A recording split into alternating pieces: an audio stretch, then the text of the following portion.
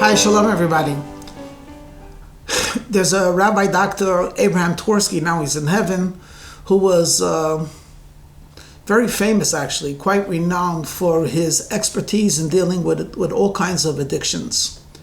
And as he relates the story, one time he was giving a lecture, an inspirational lecture in a halfway house, and inspiring the audience that they can make everyone's given second chances, and they could grow from their experiences, and the fact that for years they've been troubled by addictions doesn't necessarily mean that they have to. It was very inspiring, a beautiful talk. And afterwards, one of the gentlemen that was listening goes over to the rabbi and he says, it was a beautiful talk, but I truly don't believe it spoke to me. He said, why not? He says, this is not the first time I'm here. I mean, I'm on drugs, I'm off drugs, I promise I'll never do it again, and I'm back onto the drugs. And he says, I realize that I'm consistent in one way. I'm a thief. I started my addiction by stealing from my parents and stealing from my friends and then fooling myself. And he was like really hard on himself. And he didn't lie. He actually was one of these losers in italics. And Rabbi Dr. Tversky, of blessed memory, wants to talk to his heart. So he points out, he says, you know something, you ever look at a diamond, how they take it out of the ground?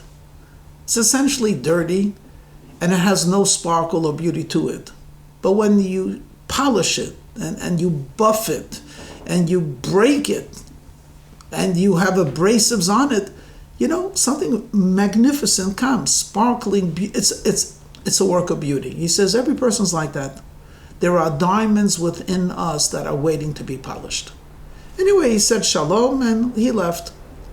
In the meantime, this fellow, being part of this halfway house, in the evenings they have to be or sleep in this house, and they have to go through 1 or 2 classes per day.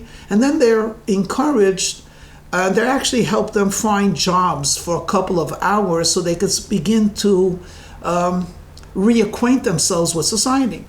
So this particular fellow, I'm going to call him Bob, this particular fellow was paired with someone to transport things, like a moving company. After a day, he parks the van, and as he's about to park, he gets a phone call from the halfway house who tells him, at the last minute, there's an elderly couple that wants to get rid of a desk, and can you do it? Well, he was tired, and his partner basically had dropped off. He says, okay. Goes to the elderly couple. They give him a desk. It's heavy, but doable with one person.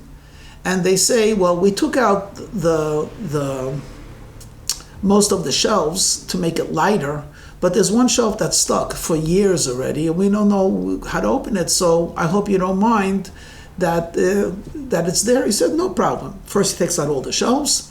Then he starts schlepping, pulling out the table. It was heavy, and he kept on banging on the steps. By the time he reached the bottom of the landing, already it had been dislodged. He picks it up, and as he's putting into the van, the suddenly this stuck shelf for years opened up, and he couldn't believe what he saw. He saw 5 bundles of 1,000. There was $5,000 in cash.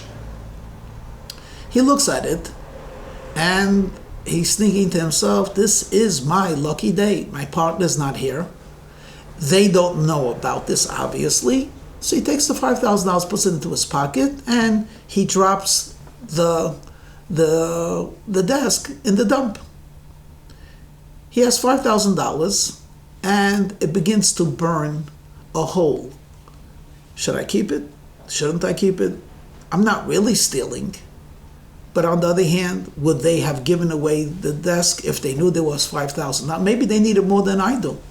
Back, forth, until he says, listen here. He says this to himself. You started your slide into crime and to destroying yourself by stealing. Now's your opportunity to make something of yourself. He gets to the halfway house and he reports to the supervisor, I did what was requested, but there was $5,000 that this couple did not know was hidden, and I'm giving it to you to give to them. He was really, knowing the history of Bob, he was like really surprised that Bob would be so tremendously honest. He calls up the couple and he says, Bob, who took down this thing, he found something in those drawers. Probably nothing. No, it was something very valuable. Did you perhaps once put money there? He said, to tell you the truth, we don't remember. He says, well, he found $5,000. And suddenly he could hear on the phone the lady shriek, oh, that's where it went. Years ago, they had taken $5,000 as an emergency fund. They couldn't remember where they put it. And over the years, they never opened up that drawer because it always got stuck. And over the years, it just remained stuck. He says, wow, he found it? He reported it? Yes, ma'am, we could bring it to you tomorrow. He says, can I talk to Bob?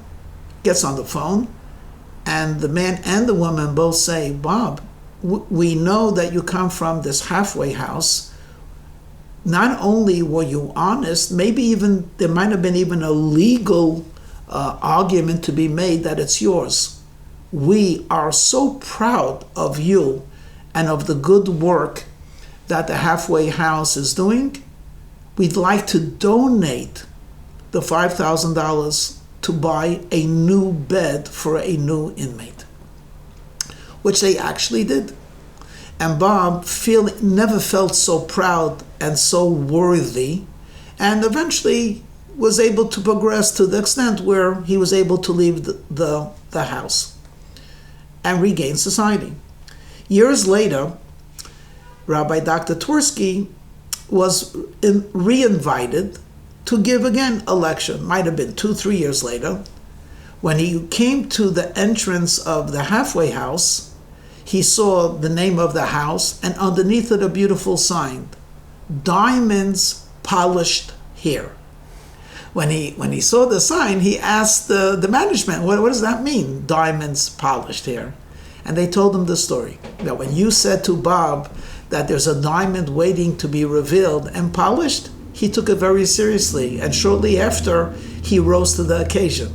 And he's the one that insisted that anyone that walks into this halfway house should be reminded that there's a diamond waiting to be polished. Very beautiful story, but I'd like to round it off with the following. The Lubavitcher Rebbe, the leader and the guide and the inspiration of us in the 20th and 21st century, was a remarkable, extraordinary, holy individual. And when he was in his late 80s, knowing of the many people that desired to meet an authentic Jewish leader and to be inspired by one, introduced something which had never been introduced before.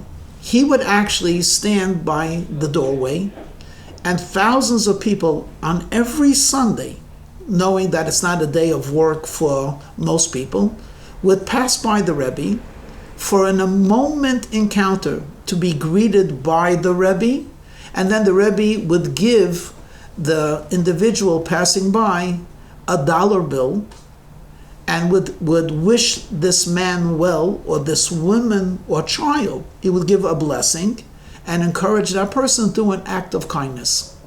And this went on for years, and thousands of ordinary people, many of them not even Jewish, majority perhaps not even traditional, would pass by this holy Jewish leader to be blessed by him and to be given a dollar. So this is well known. There was a middle-aged woman going on a little bit past middle age who stood online for maybe 3 hours for the opportunity. When she stood in front of the Rebbe gave her a blessing and gave her a dollar bill, she blurted out. She said, Rebbe, I'm much younger than you. but I'm exhausted standing in line for 3 hours. And the Rebbe would stand without a break, without a coffee break, without a bathroom break. He would stand on his feet for 6-7 hours, greeting each person as if they were the only person. He said, Rebbe, how do you do it? I'm exhausted. To which the Rebbe responded with a twinkle in his eyes, when you're counting diamonds, you don't get tired. And that's something that only a Rebbe could do. To look at every individual, not only as the potential of a diamond, but to actually see the diamond. And this story and this attitude is something that was conveyed to each and every one of us. When you look at your neighbor, when you look certainly at a family member, and occasionally if you examine yourself, don't look for the coal, don't look for the dirt, don't look for the mud. Find the diamond that's inside of you and polish it, make it sparkle. It's a work of beauty that will bring joy to all that behold. So, from one diamond to another, shalom.